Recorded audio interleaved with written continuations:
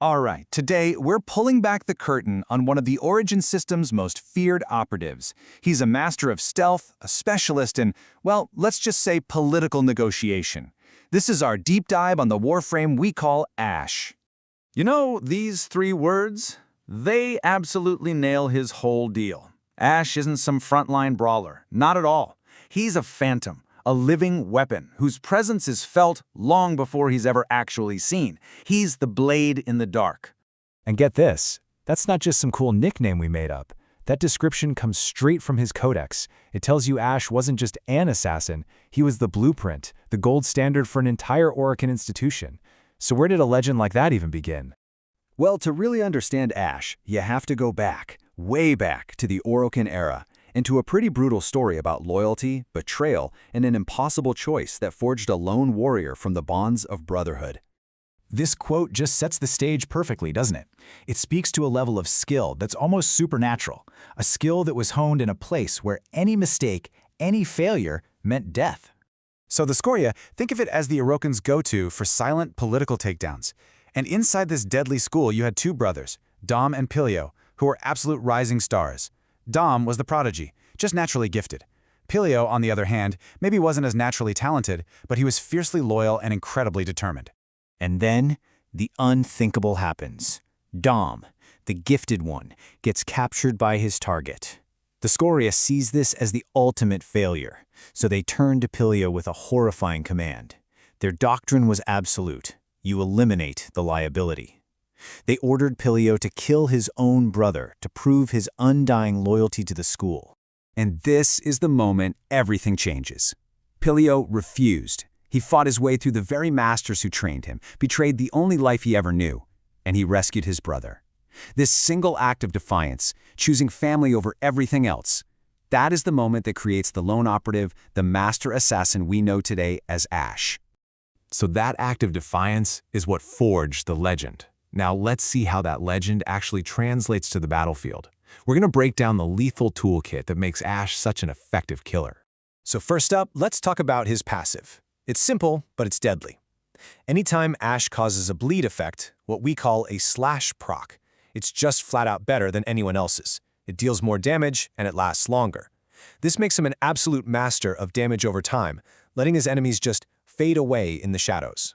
His active abilities, man, they all just flow together like a perfect plan. Shuriken gives you that silent range takedown. If you get into a tight spot, you pop smokescreen for an instant escape into invisibility. From that cover, you can use teleport to pop up right behind an enemy, setting them up for a brutal finisher. And for those moments when subtlety goes out the window, well, that's when you unleash Bladestorm, summoning an army of shadow clones to just systematically wipe out every marked enemy in sight. Okay, so you're sold. You want to become the Shadow, right? Let's talk about how you actually get your hands on him. We'll cover both the standard version and his upgraded, even deadlier Orokin counterpart, Ash Prime. And yeah, you can really see the difference here. On the left, you've got the rugged, purely functional design of the base Ash, but on the right, that's the gilded, more intimidating Ash Prime, a true relic of Orokin artistry and power. Getting your hands on the standard Ash is going to be a bit of a hunt. You can buy his main blueprint straight from the market, easy enough. But for his actual parts, the neuroptics, chassis, and systems, you'll need to gear up for some space combat. You're going to be running railjack missions in the Proxima regions of Neptune, Pluto, and Venus. Ash Prime, though, that's a whole different ballgame. His parts aren't dropped by enemies, they're hidden inside void relics. So you'll be running missions to crack open specific Lith, Meso, Neo, and Axii relics, hoping for those blueprints to drop. It definitely takes some patience, but believe me, the reward is worth it. So, why go through all that trouble for the Prime version? Well, as you can see, Ash Prime is just straight up tougher and faster. He's got way more shields and armor, making him much more durable, and he's even a little bit quicker on his feet. Plus, that extra mod polarity you get is a huge deal, giving you a ton more freedom when you're creating your builds. All right, you've built your Ash. Now for the really fun part, mastering him. Let's look at some powerful modifications and some pro-level tips that'll take you from being just an assassin to a true weapon of the shadows. First up, augments. And trust me, these are total game changers. Seeking Shuriken turns your first ability into an incredible armor-shredding tool, which is amazing against tough enemies. Smoke Shadow turns your personal stealth ability into a team-wide buff, which your squad will love you for. And my personal favorite, Rising Storm, connects your ultimate to your melee weapon, letting you ramp up your damage like crazy. And here are the little things that'll make you feel like a pro. First, always go for the finisher after using teleport. If you get the kill, you get half the energy cost back. It's super efficient. The synergy gets even better though. If you teleport to a big tough enemy and then immediately use Blade Storm, your ultimate will cost 0 energy on that one target.